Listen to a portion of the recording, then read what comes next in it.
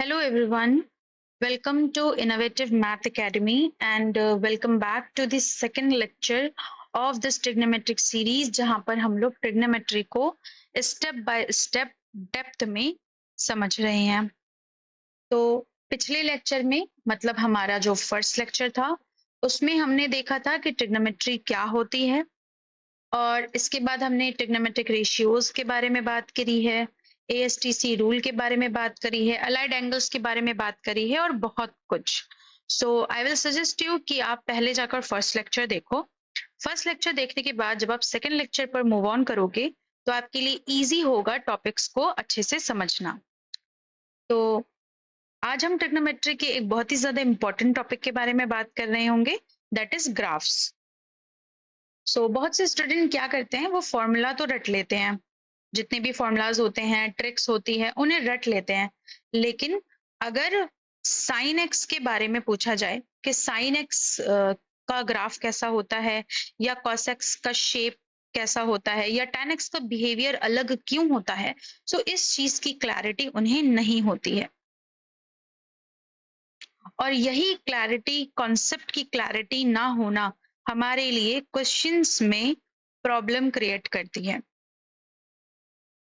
बाकी teaching exams जितने भी हैं उनके लिए ये जो ग्राफ है ये एक टॉपिक नहीं है।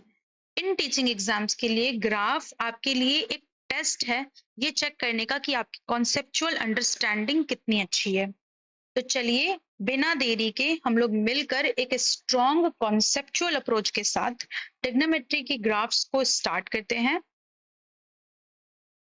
तो ग्राफ शुरू करने से पहले मैं चाहती हूँ आपको कि दो चीजों के बारे में पता हो। पहला तो कि एंगल्स के बारे में पता हो, दूसरा रेडियंस के बारे में पता हो। रेडियंस और डिग्री, इन दो चीजों के बारे में आपको पता होना चाहिए, ताकि जब हम ग्राफ्स को पढ़ें तो वहां पर हमें किसी भी तरह का कोई भी कंफ्यूजन ना हो। मैंने पिछले लेक्चर में एंगल्स के बारे में डिस्कस किया था, एक बार फिर से यहाँ पर हम लोग देख लेते हैं कि एंगल्स किससे कहते हैं। तो कोई भी दो रे है आपके पास, लेट्स से कि एक रे है ओ ए और यहीं पर दूसरी रे ऐसी है आपके पास ओ बी, जो कि ऑलरेडी दोनों रेज एक दूसरे से एक फिक्स्ड पॉइंट पर अटैच्ड हैं। अब ये जो ओ बी है ये ओ ए के साथ जितना रोटेशन करेगी, इस रोटेशन के मेजर को ही हम लोग एंगल बोलते हैं। इस एंगल को इन जनरल हम थीटा से रिप्रेजेंट करते हैं और theta is nothing but the measure of angle या मेजर ऑफ रोटेशन। अब हम ये देख लेते हैं कि किस तरह ये जो एंगल है, मतलब ये जो रे ओ बी है, मेरे पास चॉइसेस है ना, वो ऐसे भी घूम सकती है और वो चाहे तो ऐसे भी घूम सकती है, दोनों ही तरह से घूम सकती है। तो अगर तो वो एंटी क्लॉकवाइज घूमती है तो पॉजिटिव होगी, मतलब हम एंगल की वैल्यू पॉजिटिव में लेंगे, जैसे कि +30 डिग्री, +120 डिग्री, इस तरह से। लेकिन वहीं दूसरी तरफ अगर एंगल हमारा क्लॉकवाइज डायरेक्शन में घूमता है तब हम एंगल की वैल्यू नेगेटिव लेते हैं, जैसे कि -30 डिग्री, -120, इस तरह से। अब बात कर लेते हैं डिग्री की, तो हम लोग डिग्री मेजर देख लेते हैं। देखो डिग्री मेजर क्या होती है, ये एक तरह का टूल है to measure the angles, that's it. So this is the simple and the finest definition of degree measure. What is this? It is a tool to measure the angles. Degree is nothing but the unit to measure the angles or to measure the rotation, we can say. Degree को अच्छे से पढ़ते हैं क्योंकि degree और radian यही दो चीजें हैं जो हमें हमारे ग्राफ पढ़ने से पहले बहुत ज्यादा इंपॉर्टेंट हैं टू अंडरस्टैंड। तो लेट्स से मेरे पास यहाँ पर एक रे है ओ ए, इसी के साथ मेरे पास यहाँ पर दूसरी रे है जो सेम इसी रे के ऊपर है, that is O B. now मान लेते हैं कि ये जो ओ बी रे है ये धीरे धीरे एंटी क्लॉकवाइज डायरेक्शन में, मतलब इस डायरेक्शन में मूव करना चाहती है। कैसे करेगी? पहले वो यहाँ आएगी, फिर यहाँ आएगी OB, ठीक है।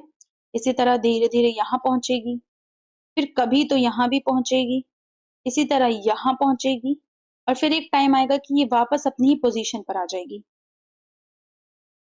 तो यहाँ से चलकर यहाँ तक वापस, मतलब अपनी ही पोजीशन से चलकर अपनी ही पोजीशन पर वापस आने पर इसने पूरा एक कंप्लीट चक्कर लगाया। So what is this called? This called one complete revolution. और जब हम इसको मेजर करते हैं तो इसकी वैल्यू आती है 360 डिग्री। तो जब हम मैथमेटिक्स की स्टार्टिंग कर रहे होते हैं, मतलब जब हम छोटी क्लासेस में होते हैं, तो हमें ये पढ़ाया जाता है कि जो स्ट्रेट एंगल है, ठीक है, बिल्कुल सीधा एंगल, ये क्या होता है? ये 180 डिग्री होता है। इसी तरह हमें पढ़ाया जाता है कि राइट एंगल, जिसके बारे में हम लोगों ने पिछले लेक्चर में डिस्कस भी किया है, ये क्या होता है? 90 डिग्री होता है। आज हम लोगों ने देख लिया कि अगर वन कंप्लीट एंगल की बात करें हम, या वन कंप्लीट रिवॉल्यूशन की बात करें, that is called 360 degree. Got it? Now अब इस 360 डिग्री वाले एंगल को आप 360 इक्वल पार्ट्स में डिवाइड कर दो। So divide one complete revolution in 360 equal parts. Total angle कितना है? 360 डिग्री। और अब आप इसको 360 इक्वल पार्ट्स में डिवाइड करोगे तो हर एक पार्ट कितने डिग्री का होगा? ऑब्वियसली 1 डिग्री का होगा। तो इसी तरह हम वन कंप्लीट रिवॉल्यूशन 360 डिग्री की हेल्प से डिफरेंट डिफरेंट डिग्रीज को निकाल पाते हैं और फाइंड आउट कर पाते हैं। अब मूव ऑन करते हैं और थोड़ा सा और आगे पढ़ने की कोशिश करते हैं, समझने की कोशिश करते हैं। अब मेरा आपसे एक सवाल है कि what if I increase the radius?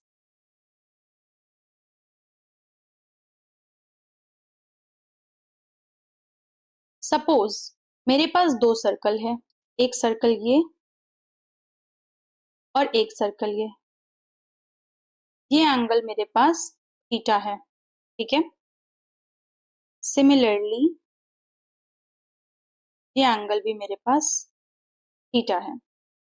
O A B नाम दे देते हैं इसको, ओ सिमिलरली ए डैश और बी डैश नाम देते हैं ना। अब जरूरी बात यह है कि आप जरा यहाँ ध्यान से देखें। मैंने ये दोनों मेरे पास पहले ये सर्कल था, ठीक है। मैंने इस सर्कल का रेडियस बढ़ा दिया। मान लेते हैं यहाँ पर रेडियस है x, तो यहाँ पर मैंने रेडियस कर दिया 2x। क्या एंगल में कोई चेंज आएगा? क्लियरली दिख रहा है कि एंगल में कोई चेंज नहीं आएगा। मतलब जो चीज पहले ऐसे थी, फॉर एग्जाम्पल ये ओ ए बी था, ये रे, ये मान लो रे है, ये रे, ये रे का मतलब क्या होता है? रे का मतलब ये होता है कि आप इसको कितना भी बढ़ा लो, कितना भी घटा लो, ये एंगल पे कोई फर्क नहीं आने वाला। So what if I increase the radius? तो किस चीज में फर्क आएगा? आप यहाँ पर क्लियरली देख पा रहे होगे कि फर्क आएगा इस चीज में। ये छोटी है, यहाँ पर ये देखो ये थोड़ा सा बड़ा लेंथ का है, ठीक है। अगर हम इस पार्ट को मेजर करें तो मेरे पास शायद L1 आएगा, और अगर हम इस पार्ट को मेजर करें पूरे को तो मेरे पास L2 आएगा। And obviously L1 is less than L2, मतलब और we can say that L2 is greater than L1। ठीक है, ये कहने और दिखने में ज्यादा अच्छा लग रहा है। So L2 is greater than L1. Now what is L1 and L2? These are nothing but arc length. Okay? Angle, जब हम सर्कल में कोई एंगल देखते हैं, इस एंगल के जस्ट सामने वाली जो भी पार्ट होता है उसको हम लोग आर्क कहते हैं, और इसकी लेंथ को हम लोग आर्क लेंथ बोलते हैं। ठीक है, फॉर एग्जाम्पल मैंने यहाँ पर दो रेडियस डाले, ठीक है, यहाँ पे कुछ ना कुछ बीच में एंगल बनेगा, मान लेते हैं अल्फा बन रहा है, तो ये जो सामने वाली साइड है जो कि सर्कल की दिख रही है एंगल के सामने, दैट इज कॉल्ड आर्क। तो यहाँ पर हम लोग लिख सकते हैं angle will not change but arc length changes. ठीक है, अब हम अपनी इस आर्क लेंथ को थोड़ा सा एडजस्ट करते हैं। मैं आपको रेडियन बताना चाहती हूँ, जिसके लिए मुझे ये सब कुछ बताना पड़ रहा है। इसके आगे का पार्ट देखते हैं। यहाँ पर हम लोग एक सर्कल बनाते हैं सबसे पहले। ठीक है? अब आपको क्या करना है, आपको इस सर्कल के रेडियस को, जिसका सेंटर ओ पर है, आपको इस सर्कल के रेडियस को घटाना है या बढ़ाना है। मतलब आपको सबसे पहला काम करना है कि इस सर्कल के रेडियस को एडजस्ट करना है। Adjust the radius such that, कुछ इस तरह एडजस्ट करना है कि ये जो आर्क लेंथ है, जिसको हमने एल माना है, और ये जो रेडियस है जिसको हमने आर माना है, ये दोनों आपस में बराबर हो जाए। मतलब adjust the radius such that L जो है वो आर के बराबर हो जाए। मतलब कि दैट इज आर्क लेंथ आपकी बराबर हो जाए रेडियस के। तो ऐसी सिचुएशन में जो भी आपका एंगल यहाँ पर बनेगा, इस एंगल को हम लोग बोलेंगे 1 रेडियन। तो एक क्विक समरी यहाँ पर देख लेते हैं, एक बार फिर से इसको मैं आपको समझा दूं कि आपको क्या करना है। इस अभी तक आप लोगों ने क्या समझा, अभी तक आप लोगों ने आर्क लेंथ के बारे में सारी चीजें समझ ली। रेडियस को घटाने या बढ़ाने से एंगल के ऊपर कोई फर्क नहीं पड़ता, जो भी फर्क पड़ता है वो आर्क लेंथ पर फर्क पड़ता है। ठीक है? तो वही चीज हमने यहाँ पर करी, हमने रेडियस को एडजस्ट किया। अब रेडियस को एडजस्ट करते वक्त हमारे एंगल में कोई चेंजेस नहीं हुए। तो जैसे हम रेडियस को एडजस्ट करेंगे कुछ इस तरह, तब तक एडजस्ट करते रहेंगे जब तक कि एल जो है वो आर के बराबर ना आ जाए। जैसे ही एल आर के बराबर आता है, उस टाइम पर आपका जो भी एंगल बनेगा, मतलब जिस एंगल से आपने शुरुआत की थी, that angle is called 1 radian. अब इसका एक फॉर्मूला होता है, that is angle is equal to arc upon radius. ठीक है? यहाँ पर एंगल क्या है, सॉरी आर्क क्या है, एल है, और रेडियस क्या है, आर है। ये दोनों मिलकर 1 आएगा। क्यों? Since L is equals to R. आपने अभी यहाँ पर L is equals to arc लिखा, तो इसी वजह से यहाँ पर जो एंगल बना हमारे पास फाइनली वो कैसा हो गया, ये 1 रेडियन का हो। ये डिग्री अब नहीं, तो 2 यूनिट्स आपको मिल गई। जिस तरह आप किसी दो चीजों के बीच की डिस्टेंस को किलोमीटर में भी मेजर कर सकते हो और मीटर में भी मेजर कर सकते हो। ठीक है? और भी यूनिट्स हैं, but these are the main 2 units. ठीक है? आप इनमें भी मेजर कर सकते हो। ठीक इसी तरह हम लोग एंगल को जो है, या यूं कहो कि हम लोग थीटा को मेजर कर सकते हैं डिग्री में और रेडियन में। यही वजह है कि आप 90 डिग्री कहीं पर लिखा होता है तो आप उसको अल्टीमेटली पाई/2 लिखते हो। ये पाई/2 रेडियन है। मतलब कोई भी एंगल को डिग्री में भी मेजर किया जा सकता है और रेडियन में भी। अब हम ये समझेंगे कि किस तरह डिग्री को रेडियन में और रेडियन को डिग्री में चेंज करते हैं। बहुत छोटी सी चीज है। ठीक है? ये बहुत छोटा सा कॉन्सेप्ट है जिसके बारे में हमें पता नहीं होता, और हम बड़ी बड़ी चीजें तो सीख लेते हैं, बट दीज अदर जो छोटी छोटी चीजें होती हैं, इन पर हमारा फोकस और कॉन्सेप्चुअल क्लैरिटी बिल्कुल बिल्ड नहीं हो पाती, और फिर यही चीजें हमारे क्वेश्चंस में हमको दिक्कत देती हैं। तो आगे किसी भी चीज को पढ़ने से पहले हम यहाँ पर एक फुल सर्कल बनाते हैं। ठीक है? ये हमारा फुल सर्कल है, इसका कोई तो सेंटर है ओ। ठीक है? अब आपको ये पता है सर्कल का सरकमफ्रेंस 2πr होता है। अब सरकमफ्रेंस क्या होता है, जिन्हें नहीं पता उनके लिए मैं बता दूं कि ये जो भी लेंथ होती है, ये जो भी बाउंड्री की लेंथ होती है, दैट इज कॉल्ड सरकमफ्रेंस। इसी को हम सरकमफ्रेंस कहते हैं। ठीक है? So length of the boundary of the circle, ये कह सकते हो आप, सरकमफ्रेंस इसी को कहते हैं। ठीक है? तो जब हमारे पास दो रेज थी, मान लेते हैं ये ओ ए है और मान लेते हैं ये ओ बी है, ठीक है। अब मान लेते हैं ओ बी ने जो है वो एक पूरा कंप्लीट रिवॉल्यूशन किया, एक पूरा कंप्लीट रिवॉल्यूशन किया और वापस यहाँ पर आ गया, ठीक है। ये हमारा ओ बी है। तो ऐसे सिचुएशन में हम क्या लिखेंगे, angle is equal to arc upon radius, ठीक है। एंगल कितना है आपको पता है, 360 डिग्री, हम लोगों ने पहले ही पढ़ रखा है।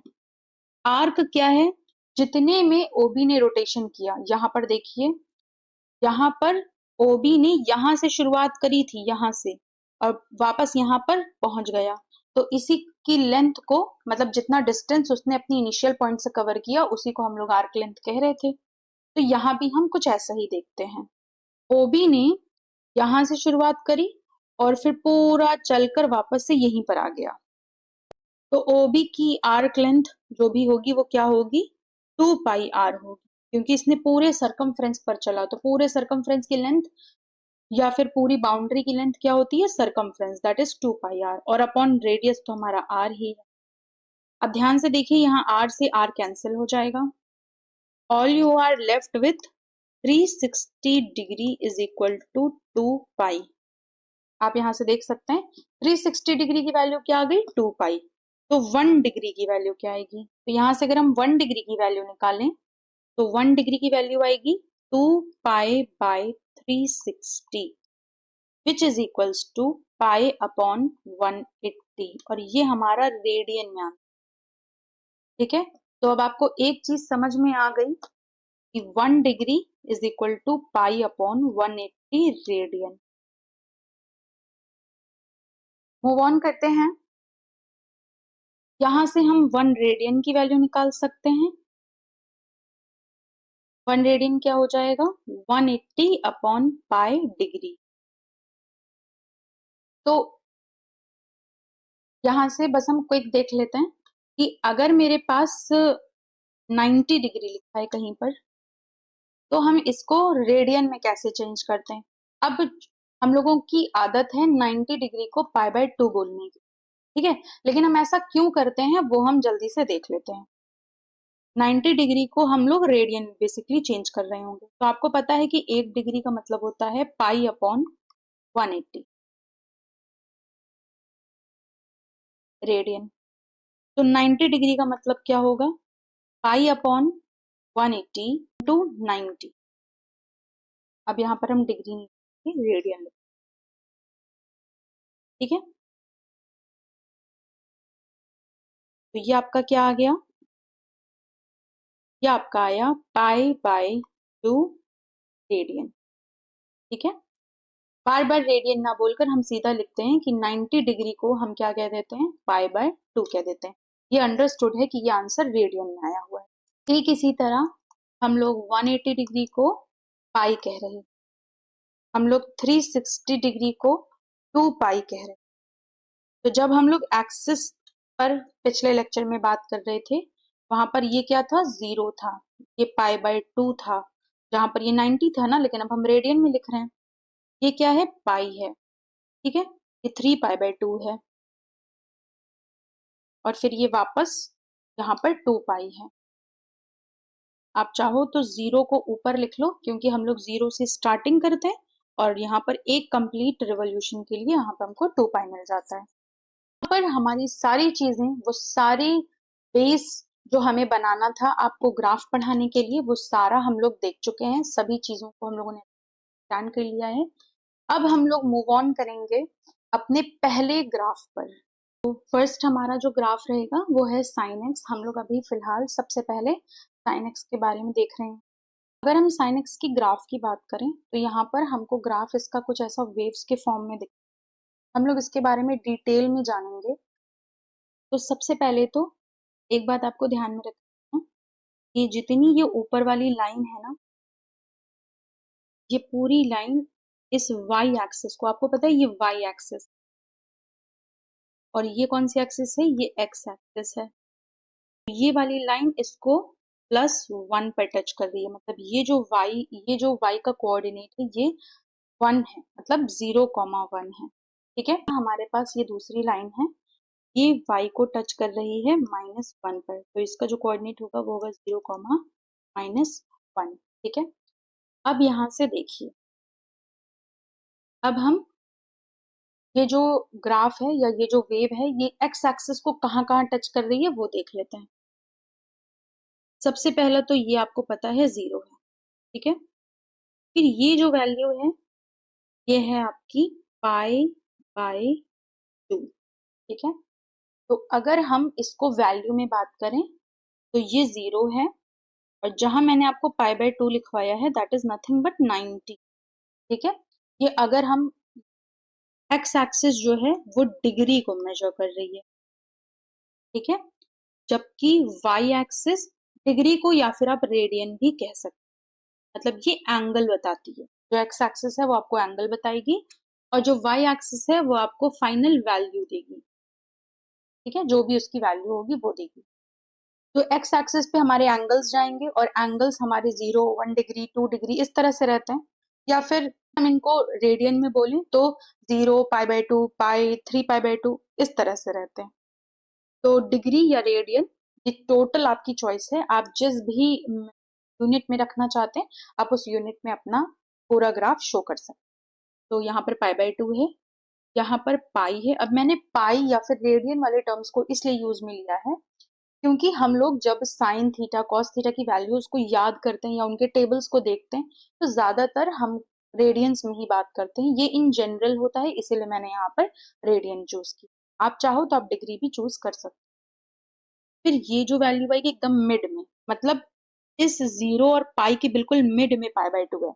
इसी तरह इस पाई के बीच में, इन दोनों पॉइंट्स के बिल्कुल मिड में हमारे पास क्या होगा, 3π/2 होगा, और यहाँ पर हमारे पास क्या होगा, 2π हो रहा होगा। ठीक है, फिर अगर हम जैसे जैसे थोड़ा सा और आगे बढ़ेंगे तो आपको यहाँ पर दिख रहा होगा कि यहाँ से यहाँ तक आए तो π/2, फिर π/2 में π/2 और ऐड किया, पाई बन गया। इसमें एक और बार π/2 ऐड किया तो 3π/2 बन गया। इसमें एक और बार π/2 ऐड किया तो 2π बन गया। तो इसमें एक और बार π/2 ऐड करोगे, यहाँ पर 5π/2 बन जाएगा। ठीक है, फिर इसी तरह हम लोग चलते चले जाएंगे हर एक जगह पर, और हमको वापस से क्या मिल जाएगा, यहाँ पर 4π। 4π का मतलब हुआ कि जो एंगल है वो हमारा 2 बार कंप्लीट रिवॉल्यूशन कर चुका है। एक बार कंप्लीट रिवॉल्यूशन किया तो 2π आया। क्यों? क्योंकि हम लोगों ने ऊपर पढ़ा है कि एक बार कंप्लीट रिवॉल्यूशन करने पर 2π आता है आंसर रेडियन में। ठीक है, ठीक इसी तरह हम लोग यहाँ पर माइनस की तरफ भी देखेंगे। सो जैसे जैसे यहाँ पर π/2 ऐड कर रहे थे, अब π/2 को माइनस करो, तो 0 था, 0 में π/2 माइनस किया तो -π/2। अब हम बात करेंगे कि हमको इन ग्राफ्स से क्या क्या सीखने को मिलता है। सबसे पहली जो चीज हमें देखनी है वो है डोमेन। अगर मैं आपको सिर्फ ग्राफ दूं तो क्या ग्राफ से आप ये पता कर सकते हैं कि डोमेन क्या है या रेंज क्या है? इन सब के बारे में आपने पहले नाम तो जरूर सुना, कॉन्सेप्ट क्लियर हो या ना हो वो तो यहाँ हो जाएगा, लेकिन नाम आपने जरूर सुना होगा डोमेन और रेंज का। ठीक है, कोडोमेन, ये सारी चीजें आप लोगों ने नाम सुने। देखो यहाँ पर डोमेन रेंज ये सब चीजें समझाने से पहले एक चीज ये समझो कि ये जो कर्व है ना, ये जो जो आपका साइन एक्स कर्व है या जो ये साइन एक्स है, this is nothing but a machine. आप इस मशीन में कुछ ना कुछ इनपुट डालते हो, ठीक है, और आपको बाहर एक आउटपुट मिल जाता है। ठीक है, यहाँ पर आपके पास एक डब्बा है फॉर एग्जाम्पल, आपको इस डब्बे में से ही आउटपुट निकालना है, और सॉरी इनपुट निकालना है और इस साइन एक्स वाली मशीन में डालना है। व्हाट दिस डब्बा is called, this is your domain. ठीक है, यही आपका डोमेन होता है। So domain is nothing but a set. अब डब्बा हम लोग नॉर्मल लैंग्वेज में बोलते हैं, but mathematically we call it a set. ठीक है, डोमेन क्या होता है, ये एक सेट होता है जिसमें से हम मशीन में डालने के लिए इनपुट्स को निकालते हैं। कोडोमेन या रेंज क्या होती है वो देख लेते हैं। तो आपने जो भी आउटपुट डाला उसका आपको जो भी आउटपुट मिला पूरा आउटपुट आपका रेंज कहलाएगा।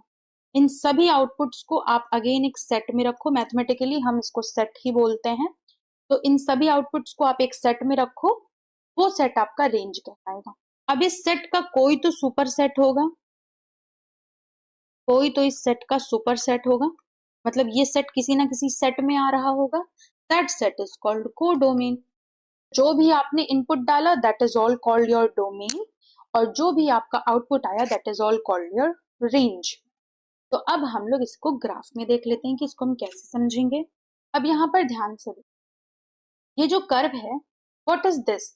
This is nothing but a machine, जिसमें हम एक्स एक्सिस पर उठाकर कुछ एलिमेंट्स डालते हैं या कुछ इनपुट डालते हैं और हमको वाई एक्सिस पर उसका आउटपुट मिल जाता है। ठीक है, तो what is your x axis? ये जो आपकी एक्स एक्सिस है ये आपका इनपुट है। ठीक है, यहाँ से आप अपना इनपुट डालते हो मशीन के अंदर। And what is your Y axis? यहाँ से आपका पूरा आउटपुट मिलता है, वाई एक्सिस पर आउटपुट मिलता है। ठीक है, तो एक्स एक्सिस में जो जो पॉइंट्स हम डाल पा रहे हैं दैट इज आवर डोमेन। ठीक है, और वाई एक्सिस पर जहां जहां हमें पॉइंट्स मिल रहे हैं दैट इज आवर रेंज। तो अभी हम लोग यहाँ पर डोमेन देख लेते हैं कि हमारी डोमेन। ठीक है, तो आप अभी तो आपने मशीन वाले मेथड से देखा, तो आपको क्या दिखा कि आप यहाँ पर कहाँ कहाँ पर आप कौन कौन से एलिमेंट्स मशीन में डाल पा रहे हो।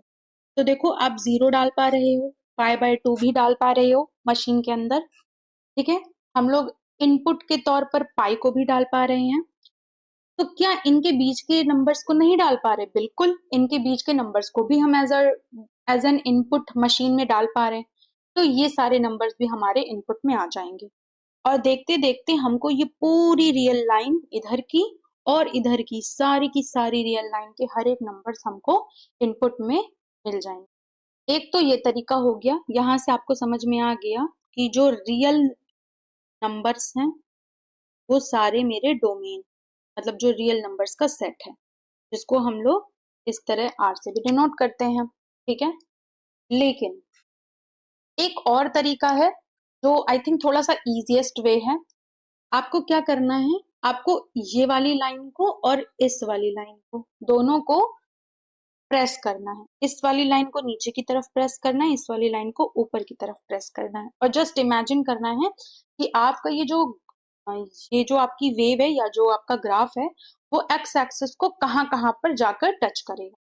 और आप देख पा रहे होगे या इमेजिन कर पा रहे होगे कि ये जो भी आपका ग्राफ है, अगर आप इस वाली लाइन को ऊपर से और इस वाली लाइन को नीचे की तरफ से ऑपोजिट डायरेक्शन में प्रेस करते हो या एक्स एक्सिस की तरफ प्रेस करते हो, तो आपका जो डोमेन होगा वो पूरा का पूरा रियल नंबर रहेगा।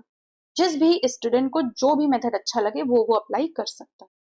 ठीक है, अब हम लोग रेंज की बात कर लेते रेंज की बात करते हैं। रेंज क्या है? उल्टा, जस्ट ऑपोजिट, इसका जस्ट ऑपोजिट करना है। आपको क्या करना है, इधर की तरफ से और इधर की तरफ से ग्राफ को प्रेस करना है वाई एक्सिस की तरफ। ठीक है, हम लोग डोमेन के लिए ग्राफ को एक्स एक्सिस की तरफ प्रेस कर रहे थे, को डोमेन या फिर रेंज के लिए हम लोग ग्राफ को वाई एक्सिस की तरफ प्रेस करेंगे। जब आप प्रेस करोगे तो आप देखोगे कि ये पूरा ग्राफ 1 और इस -1 के बीच में ऐसे ऐसे आके चिपक जाएगा। ठीक है, सारा इकट्ठा हो जाएगा एक जगह। तो जो हमारी रेंज होगी वो होगी -1 से +1 के बीच में। क्लोज्ड इंटरवल हम लोग इसलिए लगाएंगे क्योंकि +1 और -1 भी इंक्लूडेड है। मैंने इस पूरी चीज को यहाँ पर ऐसे शिफ्ट कर दिया है ताकि इन फ्यूचर जब भी आपको समझ में ना आए या फिर आप भूल जाओ कि कैसी क्या टेक्निक थी, तो वो आप यहाँ से आराम से रिवाइज कर सकते हो। पीरियोडिसिटी जो है, अगर हम पीरियोडिसिटी के बारे में बात करें तो पहली बात तो पीरियोडिसिटी होती क्या है? ग्राफ अपना बिहेवियर कितने टाइम के बाद पर्टिकुलरली रेगुलरली चेंज कर रहा है। अगर आप ध्यान से देखो तो यहाँ से शुरू करता है ग्राफ और यहाँ आकर खत्म हो रहा है, उसके बाद वापस से यही चीज हमने यहाँ कर दी। ये देखो, वापस से यही चीज वापस कंटिन्यू हो, फिर उसके बाद वापस ये चीज आगे भी कंटिन्यू हो जाए। इसी तरह अगर हम दूसरी तरफ देखिए, मतलब निगेटिव की तरफ, तो यहां से लेके यहां तक हमारा ग्राफ एक जैसा है, फिर इसके बाद रिपीट हो रहा है ग्राफ। ठीक है, ग्राफ अगेन हमारे पास रिपीट हो रहा है। तो रिपीट होना मतलब एक पर्टिकुलर पीरियड के बाद किसी चीज का, या एक पर्टिकुलर टाइम के बाद किसी चीज का रिपीट होना ही इज कॉल्ड पीरियड। ठीक है, और जिस वैल्यू पर वो रिपीट होता है वही उसकी पीरियोडिसिटी होती है। अब आप यहाँ पर देखो, ये जो ग्राफ है ये कैसे रिपीट हो रहा है। 0 से 2 पाई तक तो एक जैसा है, लेकिन 2 पाई के बाद ये वापस से अपना बिहेवियर रिपीट कर देता है। तो इसका जो पीरियोडिसिटी होगी वो होगी 2 पाई। तो आई होप कि आपको क्लियर हो गया होगा कि पीरियोडिसिटी हम किसी भी फंक्शन की कैसे चेक करें। अब जो भी चीजें हमने यहाँ सीखी हैं ग्राफ से रिलेटेड, ये सेम चीजें हम सीख रहे होंगे अपने नेक्स्ट ग्राफ में, that is graph of cos x. तो अब ये हमारा नेक्स्ट ग्राफ है, ये कॉस एक्स का ग्राफ है। यहाँ पर हम लोग अगेन सबसे पहले तो आपको दिख रहा है ये जो है ये आपकी एक्स एक्सिस है। ठीक है, ये आपकी एक्स एक्सिस है, और अगेन ये आपकी वाई एक्सिस है। ठीक है, यहाँ पर आप इनपुट देते हो या इनपुट देखते हो, और यहाँ पर आप आउटपुट चेक करते हो। यहाँ पर जो ये वाला पॉइंट होता है ये 0 होता है, अगेन ये हमारा होगा पाई/2। यहाँ पर हम आएंगे, ये होगा मेरे पास पाई, हम पाई पाई ऐड करते जाएंगे। ये होगा 3 पाई/2, और फिर ये वाला जो पॉइंट होगा ये होगा 2 पाई, ये होगा 5 पाई/2, और फिर इसी तरह यहाँ पर कुछ होगा, यहाँ होगा, और अगेन हमको वापस यहाँ पर क्या मिल जाएगा, 4 पाई। ठीक है, सेम इसी तरह हम लोग यहाँ पर आएंगे, -पाई/2, पाई, -3 पाई/2, अगेन यहाँ पर -2 पाई, और यहाँ पर -5 पाई। ठीक है, तो इस तरह से यहाँ पर चीजें काम करेंगी। नाउ ये वाली जो वैल्यू होगी हमारी +1 होगी, यहाँ पर इसका जो कोऑर्डिनेट होगा वो होगा 0, 1, और इसी तरह जो यहाँ पर वैल्यू होगी, तब ये जो ये वाली वैल्यू होगी ये हमारी -1 होगी, जिसका कोऑर्डिनेट होगा 0, -1। ठीक है, डोमेन चेक कर लेते हैं सबसे पहले। अब इसका डोमेन कैसा दिखेगा, आपको क्या करना है, ये वाली लाइन और इस लाइन को पुश करना है एक्स एक्सिस की तरफ। ठीक है, जब आप पुश करोगे एक्स एक्सिस की तरफ तो आप देखोगे कि ये पूरा जो भी ग्राफ है ना, ये आपस में समेट कर कहाँ आ जाएगा, एक्स एक्सिस। और कौन कौन से पार्ट्स को टच कर रहा होगा, पूरी रियल लाइन टच कर रहा होगा। तो इसका डोमेन भी साइन एक्स के डोमेन के जैसे बिल्कुल सेम होगा। ठीक है, अब हम कोडोमेन या फिर रेंज देख लेते हैं। कोडोमेन इसका वाई एक्सिस है, मतलब पूरी रियल लाइन। ठीक है, इसका कोडोमेन का मैंने आपको बताया कि जो भी आपकी रेंज आएगी उसका सुपर सेट, और सुपर सेट तो आप किसी को भी मान सकते हैं। ठीक है, बस ध्यान रखना है कि उसमें आपका रेंज आना चाहिए। तो अब हम यहाँ पर रेंज देख लेते हैं। रेंज के लिए मैंने आपको बताया था कि आपको इधर की तरफ से, मतलब from left to right and from right to left, आपको side by side horizontally contract कर देना है पूरा ग्राफ को। जैसे ही आप करते हो तो आप देखोगे यहाँ पर कि सभी चीजें इस -1 से 1 के बीच में यहाँ पर आकर समेट जाएंगी। तो यहाँ पर जो हमारा रेंज होगा वो हो जाएगा -1 से 1 के बीच में with closed interval. Why? Because -1 and 1 are also our output. ठीक है, इसीलिए हम इनको भी इंक्लूड कर रहे हैं। पीरियोडिसिटी की भी बात कर लेते हैं साथ ही साथ। पीरियोडिसिटी हमने अभी अभी आपको बताया कि वो वैल्यू जिस वैल्यू पर ग्राफ एक समय के बाद, या जिस वैल्यू के बाद जो ग्राफ है वो अपना बिहेवियर रिपीट करता है। आप ध्यान से देखो, ग्राफ यहां से लेके यहां तक एकदम परफेक्ट जा रहा था, लेकिन इसने फिर अपना बिहेवियर चेंज मतलब रिपीट किया। यहाँ से लेके यहाँ तक अब वो वापस से वैसे ही जा रहा है। इसी तरह यहाँ से लेके यहाँ तक सेम जा रहा है, एंड फिर आगे इसी तरह अपने आप को रिपीट कर लेगा। ठीक है, तो ग्राफ रिपीट कहां से कहां तक कर रहा है, 0 से लेके 2 पाई तक अपने आप को रिपीट कर रहा है। तो 2 पाई जो है वो हमारा यहाँ पर पीरियोडिसिटी हो जाएगा cos x के लिए। तो अब हम मूव ऑन करते हैं अपने नेक्स्ट ट्रिग्नोमेट्रिक रेशियो पे, दैट इज tan x।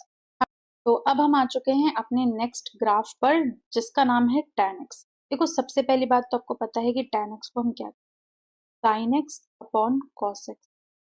ठीक, नीचे क्या है डिनोमिनेटर में cos x। अब डिनोमिनेटर में cos x होने का मतलब है कि जहां जहां पर cos x 0 हो गया, मतलब वहां पर ये tan x डिफाइन ही नहीं होगा, क्योंकि डिनोमिनेटर 0 हो जाएगा तो फिर tan x तो डिफाइन ही नहीं कर पाओगे ना आप, इन्फिनिटी पे चला जाएगा, मतलब नंबर इतना बड़ा हो गया कि अब आप उसको प्लॉट ही नहीं कर पा रहे। ठीक, अब देखो यहाँ पर जैसे कि हम लोगों ने इससे पहले देखा था, ये क्या होती है, एक्स एक्सिस होती है, कौन सी एक्सिस होती है, वाई एक्सिस। एक्स एक्सिस पर हम इनपुट देते हैं, जबकि वाई एक्सिस पर हम आउटपुट देखते हैं। यहाँ पर जीरो जीरो पे हमें जीरो ये ग्राफ मिल रहा है, जो भी ये जो रेड लाइन है, this is the red line and this is nothing but our graph, ये tan x का ग्राफ है और tan x का ग्राफ इसी तरह होता है। जो यहाँ पर व्हाइट कलर की डॉटेड लाइंस लगी हुई हैं या मैंने बनाई है, ये डॉटेड लाइंस दिखाती हैं कि बस यहाँ पर ग्राफ की कोई वैल्यू, मतलब जैसे यहाँ पर π/2 है तो π/2 की ये लाइन है, तो जो ग्राफ है वो 0 से चलता हुआ π/2 की तरफ बढ़ता तो है लेकिन π/2 को कभी भी टच नहीं करता। ये जो लाइन है ये दिखाती है कि ये इंफिनिटी की तरफ। ठीक है, ये कहाँ कहाँ पर आप देख पा रहे हो कि ये कहाँ कहाँ पर टच नहीं कर रही है, वहीं वहीं पर जहां जहां cos x हमारा 0 हो रहा है। तो जहां जहां cos x 0 होगा वहां ये नहीं जाएगी। क्यों? क्योंकि जैसे ही cos x 0 होता है ये वैल्यू इतनी बड़ी हो जाएगी कि एग्जैक्ट वैल्यू इसकी बताना, इसका एग्जैक्ट आंसर बताना हमारे लिए मुश्किल है। ठीक, अब हम इसके डोमेन और कोडोमेन की बात कर लेते हैं। डोमेन के लिए हम वही चीज करेंगे कि हम ग्राफ को एक्स एक्सिस की तरफ कंप्रेस करने की कोशिश करेंगे। तो आप ग्राफ को यहां से और यहां से कंप्रेस करिए एक्स एक्सिस। तो पहले ध्यान से देखिए ग्राफ को, फिर इसको कंप्रेस करिए, इमेजिन करिए, और आपका फिगर कुछ ऐसा बनना चाहिए। ये आपकी एक्स एक्सिस बन जाएगी, ये आपकी वाई एक्सिस बन जाएगी। ठीक है, आप जब ग्राफ को देखोगे तो ये पूरी रेड लाइन कुछ इस तरह से आएगी, ये पूरी रेड लाइन कुछ इस तरह से आएगी, यहाँ पर एक पॉइंट छूटेगा और फिर अगेन ये यहाँ पर कुछ इस तरह से जाएगी, फिर यहाँ पर एक पॉइंट छूट जाएगा। तो यहाँ पर ये जो येलो पॉइंट्स हैं, ये कौन कौन से पॉइंट्स हैं, ये वाले पॉइंट्स हैं, ये सभी पॉइंट्स हमारे येलो वाले पॉइंट्स हैं। जब हम ग्राफ को कंप्रेस करेंगे एक्स एक्सिस की तरफ तो ये जो जगह है, ये वाला जो पॉइंट है, ये पॉइंट खाली रह जाएगा, क्योंकि ये नीचे कंप्रेस होके यहाँ तक आएगी, यहाँ पर कुछ नहीं आता। तो अब हम लोग अपना डोमेन लिख लेते हैं।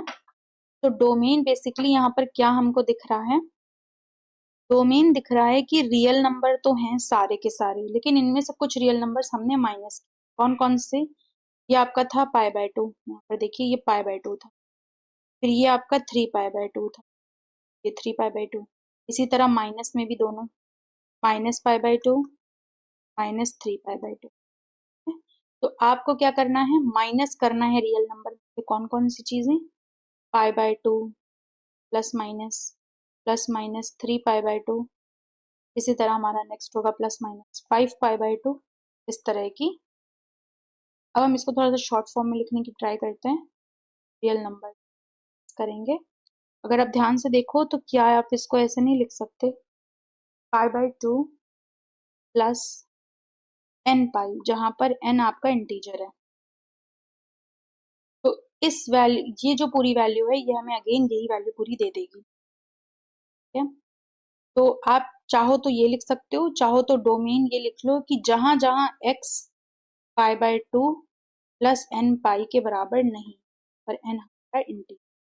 आप सिर्फ बोलचाल की भाषा में हम बात करें तो हम ये भी कह सकते हैं कि जो tan x का डोमेन होता है वो पूरी रियल लाइन होता है एक्सेप्ट फॉर द पॉइंट्स जहां पर cos x 0 हो जाता है। ठीक है, सो tan x की जो मशीन है इसमें हम पूरा रियल नंबर डाल सकते हैं, सिर्फ वो नंबर नहीं डालेंगे जो कि cos x को 0 बना देता है।